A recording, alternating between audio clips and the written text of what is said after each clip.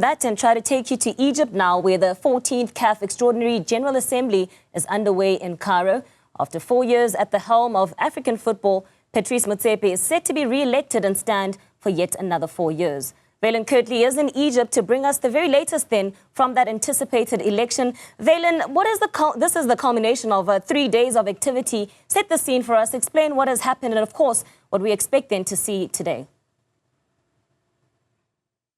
Thank you very much, Andy. A very good morning to you from what is a mild and rather humid Cairo in Egypt. Behind me, you can see the Giza necropolis. And this is the venue where the 14th Extraordinary General Assembly will be taking place. It has been 3 days of events. On Monday, we saw the President, Patrice Motsepe, meeting with the zonal heads and having a discussion. And then yesterday, the executive members, the CAF members, the 52 member states that make up the Confederation of African Football sat down to discuss a way forward for the game on the continent. And there was an important discussion that was had with the African Club Association, of which Jessica Motonga of Kaizer Chiefs actually plays a key role as one of the heads of that organization, because club football is at the heart of the growth of football on the continent. So that's what's been happening over the last 2 days. And today it comes down to the General Assembly. So it's going to start at 10 o'clock. It's going to run for 3 hours. Thereafter, we're going to have a press conference to get a debrief on what exactly the members voted for. But late last year, we saw members from across the African continent say that they want Patrice Motsepe to run again. It was exactly 4 years ago today, on the 12th of March 2021, that Patrice Motsepe took over as the president of the Confederation of African Football. And then it was a question of whether he would run again. And we then got that notice late last year that he would in fact run again on the request of a number of members who said that they would like to see him continue with the good work that he's done. The good work that has seen a growth of development football, so schools football, under 15 football at a CAF level, a 40% increase. Early on, I mentioned that African Clubs Association that Jessica Motonga is a part of, that met with Patrice Motsepe and the executive of CAF yesterday, and they lauded the leadership for actually increasing the prize money by 40%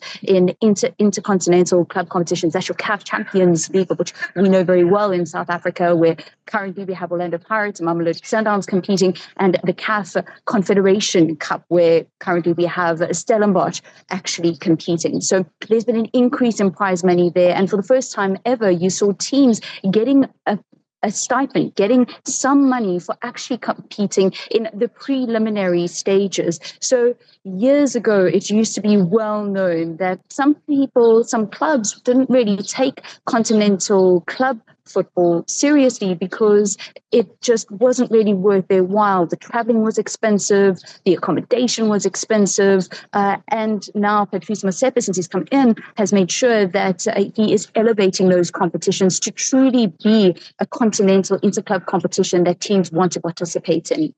Yeah, so today we're going to see. Yeah, Vaylen, let me just jump in here, of course, today as you're about to talk about what we're about to see, which is the elections that many were eagerly anticipating. The big news last week was, of course, Samuel Eto'o taking CAF to the Court for Arbitration for Sport, and he's now been cleared to run for that EXCO position, but not without a bit of controversy. We're also seeing Suleiman Waberi of Djibouti as well as Andrew Kamanga of Zambia, who have issues in their home countries standing to run for elections. What should we expect then from the elections today and the controversy and perhaps some of the awkwardness that would be surrounding those that have taken CAF to CAS but still want to work with them going forward?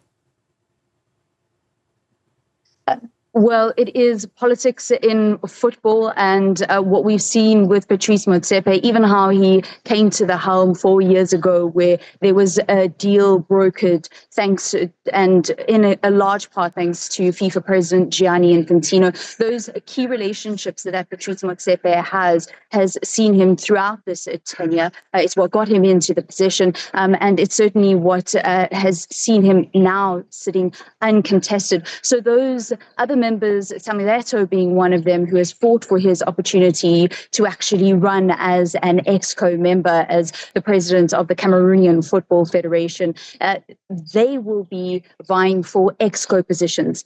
Importantly, however, is who will sit on the FIFA board. So CAF's Exco committee have a number of places for those that will be delegated to sit on the global footballing body. That's the FIFA board.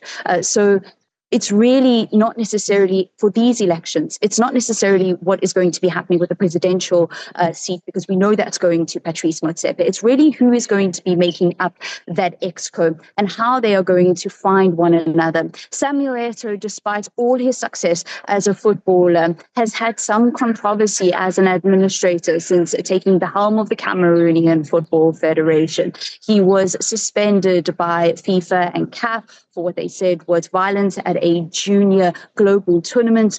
So he hasn't necessarily translated the success on the footballing field to his administrative abilities. So we will see today how the other members receive him and what that looks like. But a key for Patrice Motsepe has been to bring together, to unite what is known to be a rather divided continent when it comes to the member states, and it's often divided along linguistic lines. But Patrice Motsepe has managed to unite the members of African football and get them working together, which is incredibly, incredibly important in a complex place like Africa and in a complex sport like football.